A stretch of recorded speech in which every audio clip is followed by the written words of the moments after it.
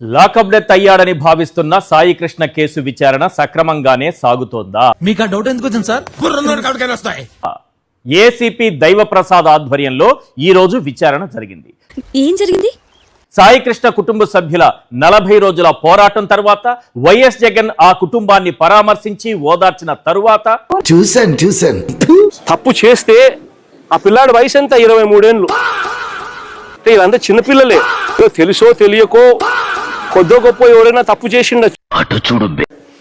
ఆ గాదే సాయి కృష్ణ క్రిమినల్ అట, anti social element అంట. అయితే అవ్వచ్చు. అయితే వైఎస్ జగన్ ఆ కుటుంబాన్ని పరామర్శించి ఓదార్చిన తరువాత ప్రభుత్వంలో కదలిక మొదలైంది.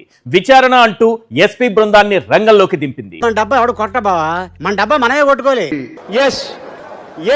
విజయవాడ సిపి రాజశేఖర బాబు నుంచి సిఐ నాగరాజు వరకు ఈ కేసులో ఎవరెవరు పాత్రధారులు, ఎవరెవరు సూత్రధారులు అన్న విషయం తేలాలి. అవసరాల కోసం దారులు తొక్కే పాత్రలు తప్ప హీరోలు విలన్లు లేరి నాటకంలో ఈ కేసు విచారణ సిఐ నాగరాజు దగ్గరే ఆగిపోతుందా? ఎందుకంటే కన్న కొడుకు కనిపించడం లేదని, డెడ్ బాడీ అయినా అప్పగించందని సాయి కృష్ణ తల్లి సిపి చుట్టూ, డీజీపీ చుట్టూ తిరిగారు. అర్జీల మీద అర్జీలు సమర్పించారు. అన్ని బుట్టదాఖలయ్యాయి. ఒక్కసారి ఫేస్ టర్నింగ్ ఇచ్చుకోండి. అయ్యా, చంద్రబాబు గారిని కలవాలనుకున్నాను, సీఎం గారిని కలిశాను. నాకు తగ్గ న్యాయం చేశారు ఆయన. నా బిడ్డ కేసులో నాకు సాయం చేస్తానన్నారు. నాకు తగ్గ న్యాయం చేశారు. నేను అదే చాలు అనుకుంటున్నా. నా పిల్లోడి గురించి నాకు న్యాయం చేశారు. నీకు న్యాయం చేస్తానమ్మా అన్నారు. నాకు న్యాయం చేశారు అయ్యా.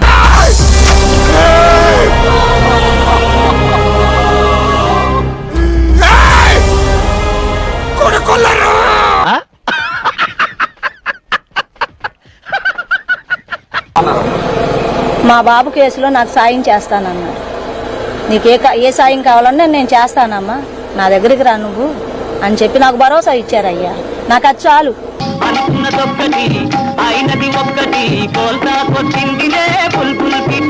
ఎందుకు? ఇక్కడే అసలు ప్రశ్న మొదలవుతుంది. సాయి కృష్ణను లాకప్ డెత్ చేశారని, అత్యంత రహస్యంగా కాల్చి బూడిద చేశారని, ఆ బూడిదను కృష్ణానదిలో కలిపేశారని కుటుంబ సభ్యులు కన్నీటితో మొరపెట్టుకున్నా చంద్రబాబు నాయుడు గారు, పవన్ కళ్యాణ్ గారు దీని గురించి స్పందించి మీకు ఏ విధమైన సాయం అందిస్తాం, మీకు ఏది కావాలంటే అది, మీకు జరిగిన అన్యాయం మాదిగా భావిస్తున్నాం. పోలీస్ డిపార్ట్మెంట్ ఇలా చేయకూడదు. ఫైనల్ గా మీరు చేసింది కాబట్టి ఎవరు చేశారో వాళ్ళని మేము పనిష్మెంట్ ఇచ్చే వరకు నిద్రపోమని చెప్పి మాకు హామీ ఇచ్చారు. ఇచ్చిన మాట ప్రకారమే వీఆర్కు పంపారు. ఇచ్చిన మాట ప్రకారమే సస్పెండ్ చేశారు. ఇచ్చిన మాట ప్రకారం ఇవాళ ఎఫ్ఐఆర్ ఫైల్ చేసి ఇవాళ అతన్ని అరెస్ట్ చేయడానికి మూవ్ అయ్యారండి.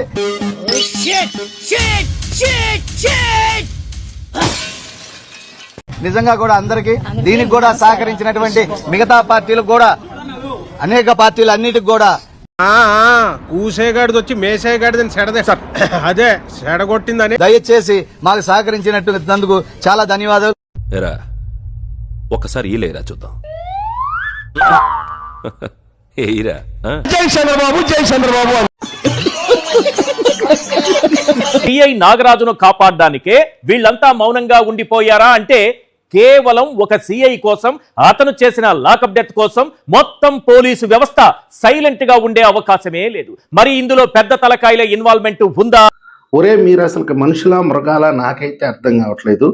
నాగరాజు ఆఖరిలో ఖాయం చేసుకోరా. కొన్ని మీడియా ఛానళ్లు ఒక రాజకీయ పార్టీ ఆందోళన చెందుతుంది. అధ్యక్ష, అతను నా గురించే మాట్లాడుతున్నాడు. సామాన్య ప్రజలు కూడా ఈ రౌడీ షీటర్లు కనపడకపోవడంతో ఆందోళన వ్యక్తపరుస్తున్నారంట. ఎవరైనా సరే దారి దోపిడీలు చేసేవాళ్ళు, హత్యలు చేసేవాళ్ళు, మానభంగాలు చేసేవాళ్ళు కనపడకుండా ఉంటే ఆనందిస్తారు. కరెక్ట్, ఇది కరెక్ట్ గా చెప్పేవయ్యా. కానీ ఈ ఎదవన్నారు ఎదవలు ఏంటంటే 25 ఏళ్ల చిన్న పిల్లోడే కదా, ఒక హత్య చేస్తే తప్పేంటి, ఒక మానభంగం చేస్తే తప్పేంటి అని చెప్పి కుటుంబాన్ని పోయి పరామర్శించడం ఏంటి, వాడికి అండగా నిలబడి పోరాటం చేస్తామని చెప్పడం ఏంటి ఈ ఎదవలా మారేది? సార్ ఎదవల్ని ఎదవ అంటే ఏ ఎదవ భరించలేడు సార్. ఎదవలు అసలు భరించలేరు సార్. కొంతమంది ఎదవలు భరిస్తారు సార్. అంటే ఈ రాష్ట్రంలో ఏ విధమైనటువంటి కల్చర్ని తీసుకురావాలనుకుంటున్నారో వాళ్ళ విజ్ఞతకే నేను వదిలేస్తున్నాను. గంగమ్మ జాతరలో పొట్టేళ్ల తలకాయలు కోసినట్టు రపా నరికేస్తాం. You talking about the patient? చిన్న మెదడు చితికింది, పెద్ద మెదడు పగిలింది, టోటల్ గా బ్రెయిన్ దోబింది. చూద్దాంలే. చూడటం కాదండి, మీరు చెయ్యాలంతే. సరే మీరు ట్రై చేస్తారన్నారంటే అది ఓకే అయిపోయినట్టు.